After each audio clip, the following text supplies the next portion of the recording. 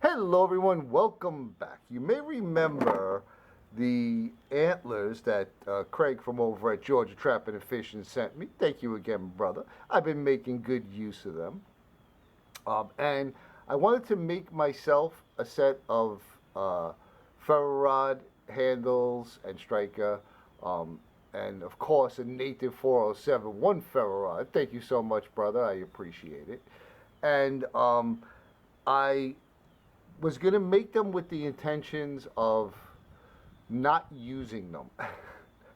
That may sound weird, right? You're making a ferro rod set, but you're not going to use it.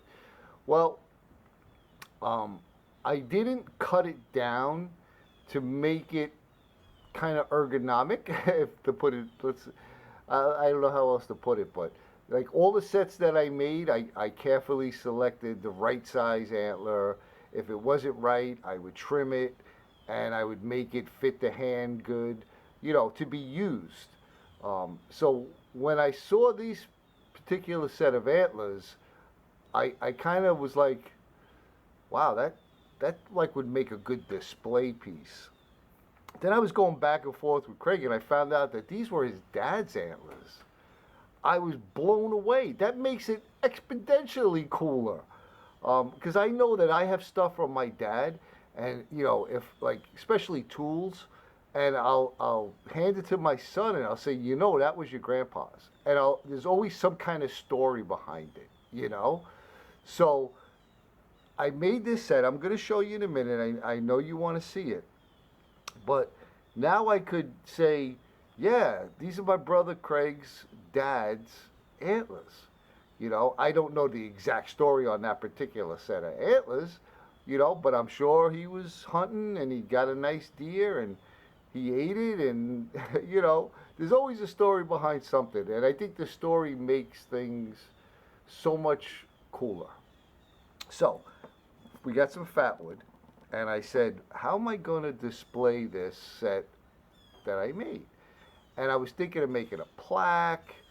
And then I said, oh, maybe you reach out to Tommy and see if Tommy has some ideas, because Tommy's an artist.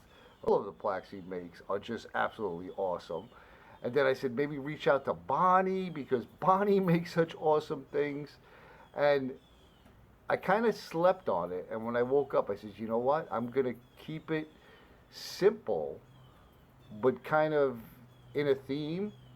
So that's where the fatwood comes in. So I didn't film myself doing this because it's really not, it's pretty simple actually. But it's the effect, the after effect that I really like.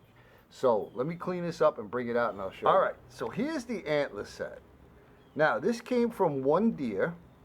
This is what, we would call a spike. It's basically just two main beams, no points on them. And I was all set to, I wanted to leave the pedicle on there. As you can see, that's the part where it comes out of the skull. And I polished it, and I was going to trim these down to make them just kind of fit in the hand, right? So this was going to get cut, and this was going to get cut. And then I said, you know what? I really dig the way they look. It's not something you're going to want to throw in a bag or anything, right? Because of how long it is and curved. But I said that would just be so awesome displayed, right? So this has a sanding sealer on it, a clear sealer. Not a sanding sealer, an acrylic sealer. And then I coated it with a couple coats of a gloss polyurethane. And then I said, let me get a piece of fatwood. So I had this piece of Florida fatwood. I mean, look at this. It's literally like a burnt orange. I've been using this to scrape to get Maya dust off of, and it got so smooth, as you can see that I said, this is the piece I'm going to use. Very organic, and I made these two little holders, I guess we call them. These are made out of maple, and I just drilled a hole and I epoxied them in and put a little, one of these little picture hangers on the back. And the way that this works is, this one fits right in, and I wanted to make this so that, I could take them in and out, because I like to let people, hold them in their hands. Like I was saying with the tools, they could hold it in their hands and say, I could say, yeah, these are from, my brother Craig's dad from Georgia. And that's the way it looks. Now this is moving like this, but when it's hanging on the wall, they kind of, let me get this in frame. Pretty much the way they were when they were on the deer. And I really liked it. There's a simplicity to it that I just love.